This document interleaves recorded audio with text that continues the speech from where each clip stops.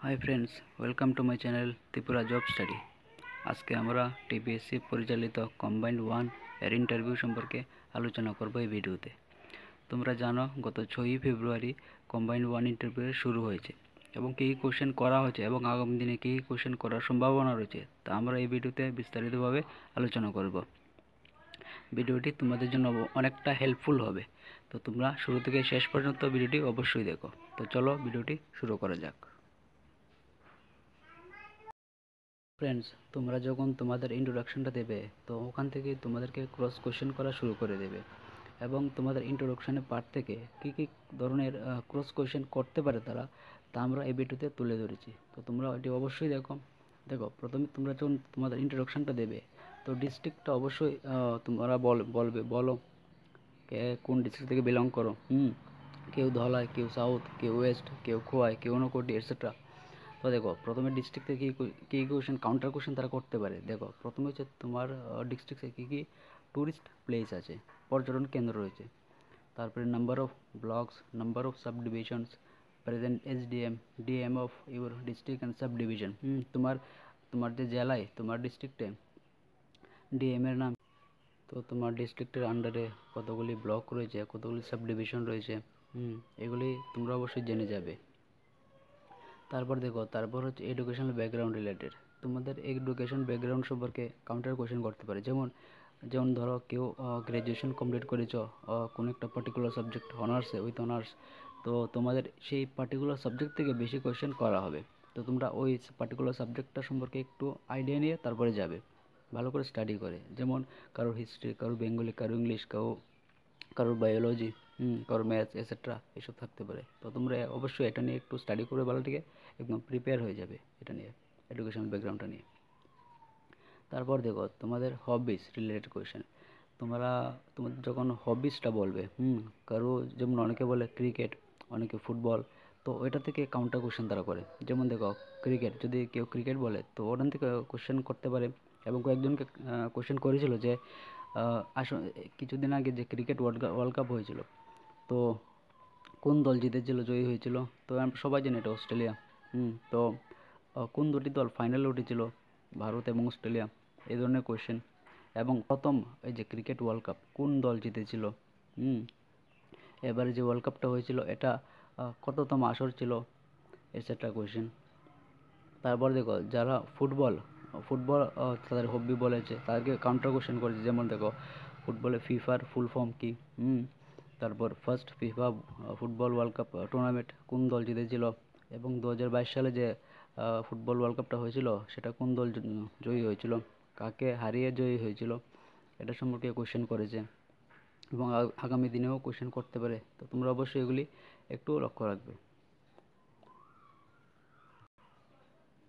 তারপর দেখো post preference. তোমরা যদি কেউ পোস্ট প্রেফারেন্স আইসিডিএস পোস্টটা যে প্রথমে দিয়ে রাখো, তো তোমাদেরকে ওখান থেকে কাউন্টার কোশ্চেন করতে পারে। যেমন কী কী কোশ্চেন করতে পারে তা এখানে তুলে ধরা হয়েছে। যেমন দেখো প্রথম তোমরা বলতে পারে যে তোমরা আইসিডিএস পোস্টটা প্রথমে চুজ করেছো কেন? অনেকে হয়তো পঞ্চায়েত এক্সিকিউটিভ প্রথমে দিয়েছে, অনেকে সিডিপি, অনেকে আইসিডিএস। তো এটা যার যার ক্ষেত্রে আলাদা আলাদাভাবে সবাই দিয়েছে। তো তোমরা অবশ্যই একটা আনসারটা একটু ভেবে তারপরে দিও আনসারটা ভালো করে। তো তোমরা চাইলে বলতে পারো যে স্যার আইসিডিএস সুপারভাইজার পোস্টটা আমি এই কারণে দিয়েছি যে আমি কিছু জিনিস মানে সুপারভাইজ করতে পছন্দ করি, তো সেই কারণে আমি এটা দিয়েছি। তারপর কোশ্চেন করতে পারে আইসিডিএস সুপারভাইজারের কাজগুলি কী কী? Tell me something about ICDS যে প্রজেক্টটা, এটার সম্পর্কে কিছু বলো। এটা কবে চালু হয়েছিল ভারতবর্ষে, এটসেট্রা। তারপর দেখো ত্রিপুরাতে কতটি আইসিডিএস প্রজেক্ট বর্তমানে কাজ করছে। Total 56 number of ICDS projects are currently functioning in Tripura. তো এটা তোমরা অবশ্যই বলবে। তারপরে দেখো did you visit any anganwadi centre? তুমি কি কোনো আঙ্গনবাড়ি সেন্টার ভিজিট করেছো? এটা তোমার যার যার মতো দিয়ে দেবে। যদি তুমি ভিজিট করে থাকো, প্রায় সবাই ভিজিট করেছে, তো তোমরা অবশ্যই এজ বলবে। তারপরে দেখো একটি আঙ্গনবাড়ি সেন্টারে কারা কারা কাজ করে। আঙ্গনবাড়ি সেন্টারে আশাকর্মী থাকে, এএনএম থাকে, তারপর আর কিছু হেল্পার থাকে, তো তারা কাজ করে ওখানে। তারপরে দেখো এএনএম জিএনএম ফুল ফর্ম, এগুলি তোমরা অবশ্যই জেনে যাবে। তারপর দেখো what are the objectives of ICD scheme? ICD যে স্কিমটা, এটার উদ্দেশ্যগুলি কী কী? উদ্দেশ্যগুলি অবশ্যই 2-3টা উদ্দেশ্য অবশ্যই জেনে যাবে। তারপরে দেখো আইসিডিএস এই যে কী পরিষেবা প্রদান করে এগুলি। তো দেখো কী সার্ভিসেস প্রদান করে সেগুলি হলো সম্পূরক পুষ্টি, pre primary non formal education, nutrition and health education, তারপরে referral etcetera, health check up, immunization etcetera. তারপরে দেখো হোয়াট আর দ্য বেনিফিশিয়ারিজ, কারা কারা এই প্রকল্পের সুবিধাভোগী। 0 to 6 ইয়ার্সের যত শিশুরা রয়েছে তারা এই প্রকল্পের সুবিধাভোগী, এবং গর্ভবতী মহিলারা এবং ল্যাকটেটিং ওমেন, তারপরে অ্যাডোলসেন্স গার্লসরা এটসেট্রা। তারপর দেখো এই যে ভিটামিন এ রিলেটেড ফুড যত আছে, ভিটামিন সি, কোন কোন খাবারে ভিটামিন এ পাওয়া যায়, কোন কোন খাবারে ভিটামিন সি পাওয়া যায়, vitamin B, vitamin D etcetera, এসব অবশ্যই তোমরা জেনে যাবে। যেমন দেখো ভিটামিন এ যুক্ত খাবারগুলি হলো টমেটো, ম্যাঙ্গো, ক্যারট, গাজর, মিল্ক, এগ এটসেট্রা। তারপর ভিটামিন বি যুক্ত খাবারগুলি হলো মটরশুঁটি, বাদাম, দানাশস্য ইত্যাদি। তারপর হচ্ছে ভিটামিন সি যুক্ত খাবার, যেমন লেবু রয়েছে, broccoli, potato, orange juice etcetera, strawberry. তারপর ভিটামিন ডি যুক্ত খাবারগুলি হলো mushroom, fatty fish, egg work etcetera. তারপর দেখো বিভিন্ন রোগের সম্পর্কে বলা হয়েছে। রাতকানা রোগ কোন ভিটামিনের অভাবে হয়, তোমরা সবাই জানো ভিটামিন এর অভাবে হয়।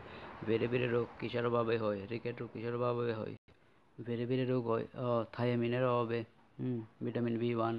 তারপর রিকেট রোগ কিসের অভাবে হয়, ভিটামিন ডি। গলগণ্ড রোগ কিসের অভাবে হয়, আয়োডিনের অভাবে।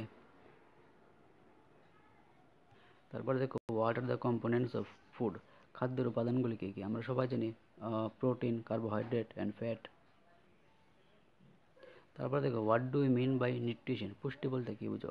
পুষ্টি হলো সেই উপাদান যা আমাদের শরীরকে বৃদ্ধি করতে সাহায্য করে, হেল্প করে।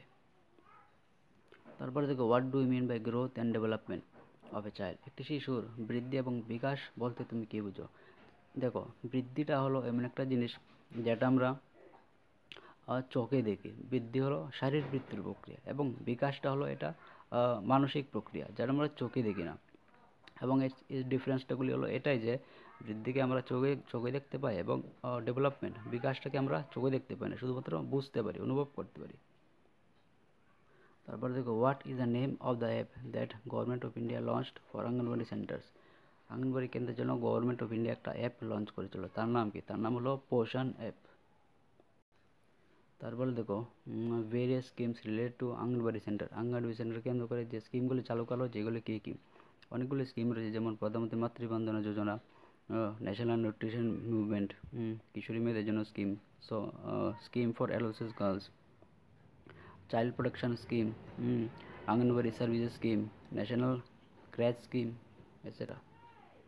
এবং দেখো তোমার ডিস্ট্রিক্টে কতগুলি তোমার সাব ডিভিশনে, তোমার ব্লকের আন্ডারে কতগুলি অঙ্গনওয়াড়ি সেন্টার রয়েছে তা অবশ্যই তোমরা জেনে যাবে। যদি না জেনে থাকো তো নিচে কমেন্ট বক্সে জানিও, আমি একটা লিঙ্ক, পিডিএফ লিঙ্ক আপলোড করে দেবো, তোমরা সেখান থেকে দেখতে পারবে। তারপরে দেখো আইসিডির যে স্কিমটা, এটা ভারত সরকারের কোন মিনিস্ট্রি, কোন দপ্তরের অধীনে, সেটা হচ্ছে নারী ও শিশু কল্যাণ দপ্তরের অধীনে, এবং এই মিনিস্টার হলো স্মৃতি ইরানি। তারপরে দেখো যারা পোস্ট প্রেফারেন্সে সিডিপিও সিলেক্ট করেছে, মানে প্রথমে দিয়েছে, তাদেরকে কি কোশ্চেন করা হয়েছিল, বা আগামী দিনে কী কোশ্চেন করতে পারে। দেখো আমরা এই ভিডিওতে এইসব কোশ্চেনকে ইনক্লুড করেছি যেগুলি কারো না কারোকে করা হয়েছে এবং ভবিষ্যতে করতে পারে। যেসব কোশ্চেন আমরা এই ভিডিওতে ইনক্লুড করেছি, তো তোমরা অবশ্যই ভিডিওটি শুরু থেকে শেষ পর্যন্ত দেখো, কোশ্চেনকে ভালো করে এক্সামাইন করো, তোমরা ইচ্ছা করলে খাতায় নোট করে রাখতে পারো। তারপর বলতে পারো দেখো সিডিপিও এর ক্ষেত্রে why did you choose CDPO, CDPO তুমি কেন চুজ করেছো। দেখো তোমরা আনসারটা এভাবে বলতে পারো যে স্যার সিডিপিও যে পোস্টটা এটা আমরা সেই কারণেই দিয়েছি, আমি সেই কারণেই দিয়েছি কারণ আমি স্যার এজ এ লিডার হিসেবে কাজ করতে পছন্দ করি। সিডিপিও এর ক্ষেত্রে যে কোশ্চেনগুলি করা হবে তা প্রায় অলমোস্ট আইসিডিএস সুপারভাইজারের কোশ্চেনগুলির মতোই সেম। তো তোমরা আইসিডিএস সুপারভাইজার যে কোশ্চেনগুলো পরে দেওয়া আছে সেগুলি ভালো করে স্টাডি করে যেও, তো তোমারটা প্রায় একই হবে, একই ধরনের হবে। তারপর দেখো নেক্সট হচ্ছে পঞ্চায়েত এক্সিকিউটিভ অফিসার। যারা পঞ্চায়েত এক্সিকিউটিভ অফিসার পোস্ট প্রেফারেন্সে প্রথমে যে তাদেরকে কী কোশ্চেন করা হয়েছে সেগুলি দেখো। Why did you choose PU first, মানে পিইউ তুমি কেন চুজ করেছো সবার আগে? তো দেখো তোমরা আনসারটা এইভাবে বলতে পারো, স্যার পিইউ প্রথমে চুজ করার পেছনে মূলত দুটি রিজন রয়েছে। স্যার আমি প্রথমটা হচ্ছে, স্যার আমি পঞ্চায়েত রাজ সম্পর্কে বইয়ে স্কুল কলেজে পড়েছি, তো সেটা সম্পর্কে আমার ভিলেজ সম্পর্কে আমার অনেকটা নলেজ রয়েছে, তো নলেজটা আমার এখানে কাজে আসতে পারে। তো সেকেন্ড রিজন ইজ, স্যার পিইউতে পোস্ট অনেকগুলি বেশি ছিল, সেই কারণে আমি পিইউটা সবার আগে দিয়েছি। তারপর দেখো how many panchayat are there in Tripura. ত্রিপুরাতে টোটাল কতটি পঞ্চায়েত রয়েছে, গ্রাম পঞ্চায়েত রয়েছে আউটসাইড এডিসি? তো টোটাল হচ্ছে 589। How many village committee are there in Tripura, কয়টি ভিলেজ কমিটি রয়েছে ত্রিপুরাতে? 587। তারপর দেখো what is the name of your gram panchayat. তো যদি তুমি গ্রামে বসবাস করে থাকো তো তোমার গ্রাম পঞ্চায়েতের নাম তো এটা অবশ্যই জেনে রাখবে, তো গ্রামের নাম অনুসারেই হয় এটা। তারপরে দেখো how many tiers are there in panchayat raj system. Panchayat raj ব্যবস্থায় কতগুলি স্তর রয়েছে? আমরা সবাই জানি 3টি। What do mean by local self government. স্থানীয় স্বায়ত্তশাসন বলতে তুমি কী বুঝো? তোমরা আনসারটা এভাবে বলতে পারো যে, স্যার পঞ্চায়েতের সরি লোকাল সেলফ গভর্নমেন্ট বলতে মানে স্থানীয় স্বায়ত্তশাসন বলতে আমরা বুঝি যে গ্রাম স্তরে ক্ষমতার বিকেন্দ্রীকরণ। তারপরে দেখো তোমরা আনসারটা আরেকটু কারেক্ট করে বলতে পারো, তো এটা তোমরা গুগল করে দেখে নিতে পারো আনসারটা একটু ভালোভাবে বেটারভাবে। তারপর দেখো who is the father of local self government India. ভারতের যে স্থানীয় স্বায়ত্তশাসন ব্যবস্থা রয়েছে এটার জনককে কাকে ফাদার বলা হয় সেটা আমরা সবাই জানি, লর্ড রিপন। তারপর দেখো next, how did panchayat raj system come to existence. Panchayat raj ব্যবস্থা কীভাবে অস্তিত্বে এলো? আমরা সবাই জানি 73rd কনস্টিটিউশন অ্যামেন্ডমেন্ট অ্যাক্টের অধীনে এটা হয়েছিল 1993-তে, 2তে এটা হয়েছিল এবং কার্যকরী হয়েছিল 1993-তে। এবং ত্রিপুরা পঞ্চায়েত রাজ অ্যাক্ট এটা কবে হয়েছিল? 1993-তে। কিন্তু একটা জিনিস তোমরা অবশ্যই যেটা সবাই হয়তো জানো না যে ত্রিপুরাতে 3 টায়ার পঞ্চায়েত রাজ ব্যবস্থা আসার আগে কী ছিল? আগে কিন্তু এক স্তর বিশিষ্ট ছিল। এর প্রথম উদ্যোগ নেওয়া হয়েছিল 1957। ত্রিপুরায় প্রথম পিআরএস মানে পঞ্চায়েত রাজ সিস্টেম চালু করার উদ্যোগ নেওয়া হয়েছিল 59-এ। তো 1959-এ ইউপিআর পঞ্চায়েত রাজ অ্যাক্ট যেটা হয়েছিল এটাকে অ্যাডপ্ট করা হয়েছিল, অ্যাডপ্ট করার মধ্য দিয়ে, যার নাম ছিল ইউনাইটেড প্রভিন্স পঞ্চায়েত রাজ অ্যাক্ট 1947। ত্রিপুরা পঞ্চায়েত রাজের বিধিবিধানগুলি ফ্রেম করা হয়েছিল 1961-এ। তারপর ত্রিপুরা এক স্তর বিশিষ্ট পঞ্চায়েত রাজ ব্যবস্থা ইন্ট্রোডিউস করা হয় 1961-এ। তো লাস্ট ইলেকশন কবে হয়েছিল? যে লাস্ট ইলেকশন আমরা জানি 2019-এ হয়েছিল, এবং প্রথম ইলেকশনটা কবে হয়েছিল? প্রথমটা হয়েছিল 1994-এ। 3 টায়ার পঞ্চায়েত রাজ সিস্টেমের যে পঞ্চায়েতের ব্যবস্থার যে ইলেকশনগুলি প্রথমটা হয়েছিল 1994-এ ত্রিপুরায়, এবং লাস্ট হয়েছিল 2029-এ। এই বছর আবার হবে 24-এ। তো কোন কমিটির রিকমেন্ডেশনে এই যে পঞ্চায়েত ব্যবস্থা চালু হয়েছিল ভারতবর্ষে? আমরা সবাই জানি বলবন্ত রায় মেহতার যে কমিটিটা এটার সুপারিশে হয়েছিল।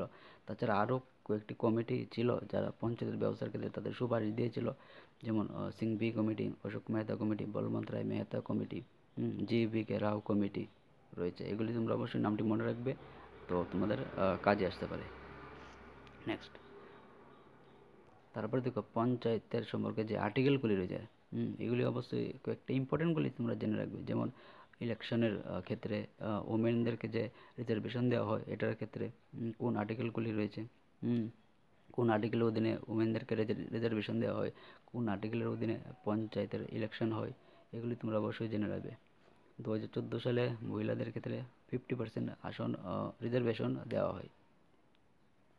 তারপরে দেখো এই যে পিআরআই যে সিস্টেমটা পঞ্চায়েত রাজ ইনস্টিটিউশন সিস্টেমটা এটা সংবিধানের কোন অংশের মধ্যে পড়ে?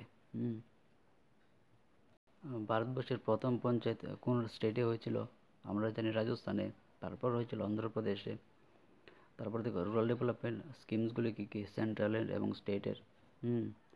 রুরাল ডেভেলপমেন্ট যে স্কিমগুলি রয়েছে, সেন্ট্রাল স্কিম, কেন্দ্রীয় সরকারের যে স্কিমগুলি, তার মধ্যে রয়েছে প্রধানমন্ত্রী আবাস যোজনা গ্রামীণ, প্রধানমন্ত্রী গ্রাম সড়ক যোজনা, ন্যাশনাল লাইভলিহুড মিশন, এটসেট্রা রয়েছে। বেশি বলতে না, জাস্ট 2-3টা স্কিম বললেই চলবে। তারপরে দেখো ত্রিপুরার যে স্কিমগুলি রয়েছে, ত্রিপুরা হচ্ছে সিএম মডেল ভিলেজ যোজনা, মুখ্যমন্ত্রী যাকে বলা হয় মুখ্যমন্ত্রী আদর্শ গ্রাম যোজনা, তারপরে Tripura rural livelihood mission, etcetera. তারপরে দেখো তোমার যে ডিস্ট্রিক্ট, তোমার জেলা, তোমার ব্লক, তোমার যে সাব ডিভিশনের অধীনে কতগুলি পঞ্চায়েত রয়েছে, তা অবশ্যই তোমরা জেনে যাবে। যদি না জেনে থাকো তো তোমরা নিচে কমেন্ট বক্সে কমেন্ট করো, আমি একটা পিডিএফ লিঙ্ক দিয়ে দেবো, তো তোমরা ওখান থেকে দেখতে পারবে। তারপর দেখো প্রেজেন্ট রুরাল ডেভেলপমেন্ট মিনিস্টার, যাকে বলা হয় পঞ্চায়েত রাজ মিনিস্টার, ওটা একই। তো তার মিনিস্টারকে সেন্ট্রাল মিনিস্টার বোথ, তারপরে স্টেটের ত্রিপুরার যে মিনিস্টার, সেন্ট্রাল মিনিস্টার হচ্ছে Giriraj Singh, rural development minister panchayat raj. তারপরে হচ্ছে ত্রিপুরার rural development minister panchayat raj minister হচ্ছে মুখ্যমন্ত্রী মানিক সাহা। তারপর দেখো আরেকটা রয়েছে rural development minister panchayat raj for state, রাজ্যমন্ত্রী, এটা হচ্ছে কপিল মোরেশ্বর পাটিল। তারপর দেখো নেক্সট যেটা হচ্ছে current affairs, Tripura national, Tripura যে রিসেন্ট কারেন্ট অ্যাফেয়ার্সগুলি, এই যে ফেব্রুয়ারি মান্থের যে কারেন্ট অ্যাফেয়ার্সগুলি তোমরা অবশ্যই জেনে যাবে। তারপর ন্যাশনাল ও ফেব্রুয়ারি মান্থের যে ইম্পর্টেন্ট কারেন্ট অ্যাফেয়ার্সগুলি রয়েছে এগুলি জেনে যাবে। তাছাড়া আরও কিছু টপিক রয়েছে, যেমন রাম মন্দির, চন্দ্রয়ান 3, বাজেট, ভারত জোড়ো ন্যায় যাত্রা, এগুলি সম্পর্কে তোমরা অবশ্যই জেনে যাবে। যেমন রাম মন্দির থেকে এই কোশ্চেন হয়েছে, দেখো একজনকে জিজ্ঞেস করা হয়েছিল রাম মন্দিরের যে মূর্তিটি, ভগবান রামের যে মূর্তিটা, ওটা কে বানিয়েছিল? ওটা বানিয়েছিল অরুণ যোগীরাজ। চন্দ্রয়ান 3। তারপর দেখো রাম মন্দির হওয়ার ফলে ভারতের কি লাভ হবে? এটা পর্যটন ক্ষেত্রে বিকাশ হবে, অনেক পর্যটক সেখানে আসবে, তো অনেক ক্ষেত্রে ইকোনমিটা একটু বুস্ট করবে। তারপরে চন্দ্রয়ান 3, এটার ফলে কি হবে, কি ভারতের কি লাভ হবে চন্দ্রয়ান 3 ফলে, মিশনের ফলে। বাজেটে কী কী জিনিসের উপর ফোকাস করা হয়েছে? ভারত জোড়ো ন্যায় যাত্রা কার লিডারশিপে চালু করা হয়েছে বা চলছে? রাহুল গান্ধী, আমরা জানি। তারপর দেখো যে ত্রিপুরার ক্ষেত্রে রয়েছে বুক ফেয়ার, যে কিছুদিন আগে হয়েছিল, এটা কততম ছিল? 42nd স্টেটহুড ডে কবে? পদ্মশ্রী, দুজনকে পদ্মশ্রী দেওয়া হয়েছিল বা নাম রেকমেন্ড করা হয়েছিল, তাদের নাম কী কী, এগুলি তোমরা অবশ্যই জেনে যাবে। একজন হচ্ছে স্মৃতি রেখা চাকমা, আরেকজন হচ্ছে চিত্তরঞ্জন দেববর্মা, আই থিঙ্ক। তো ওই তারপরে কোন মিনিস্টারের অধীনে কোন দপ্তর রয়েছে সেগুলিও জেনে যাবে। কর্পোরেট দিবস কবে? ইন্ডাস্ট্রিয়াল কমার্স ফেয়ার, এটা কততম ছিল? থিম কী ছিল? জেনে যাবে। তারপর দেখো রিসেন্ট একটা প্রটেস্ট হচ্ছে যে টিবিএসসির যে এগেনস্টে একটা যে রোমান স্ক্রিপ্ট ইনক্লুড করতে, ককবরক রোমান স্ক্রিপ্ট একটা ইনক্লুড করার জন্য একটা প্রটেস্ট হচ্ছে, তোমরা একটু ধারণা নিয়ে যাবে অবশ্যই। তারপর দেখো GK of Tripura national, Tripura এবং যে ভারতের জাতীয় স্তরের যে জিকেগুলি, কমন যেগুলি ইজি টাইপের, এগুলি বেশি কঠিন করা হয় না, আসলে তোমরা পারবে এগুলি, তো তবুও একটু দেখে যাবে ইজি টাইপগুলি। তো এগুলি ছিল কিছু ইম্পর্টেন্ট কোয়েশ্চেন। আরও কিছু রয়েছে যা এই ভিডিওতে ইনক্লুড করা হয়নি, সম্ভব হয়নি, তো ভিডিও অনেক লেন্দি হয়ে যাবে, তাই আমরা সব এই ভিডিওতে ইনক্লুড করতে পারিনি। আমরা নেক্সট ভিডিওতে পার্ট 2তে বাকি টপিকগুলো ইনক্লুড করে দেব। তো এগুলি থেকে তোমাদেরকে অনেক হেল্পফুল হবে, তো তোমরা অবশ্যই জিনিসগুলো ভালো করে স্টাডি করবে। তো best of luck for all of you. তো আগামী দিনে তোমাদের ইন্টারভিউর জন্য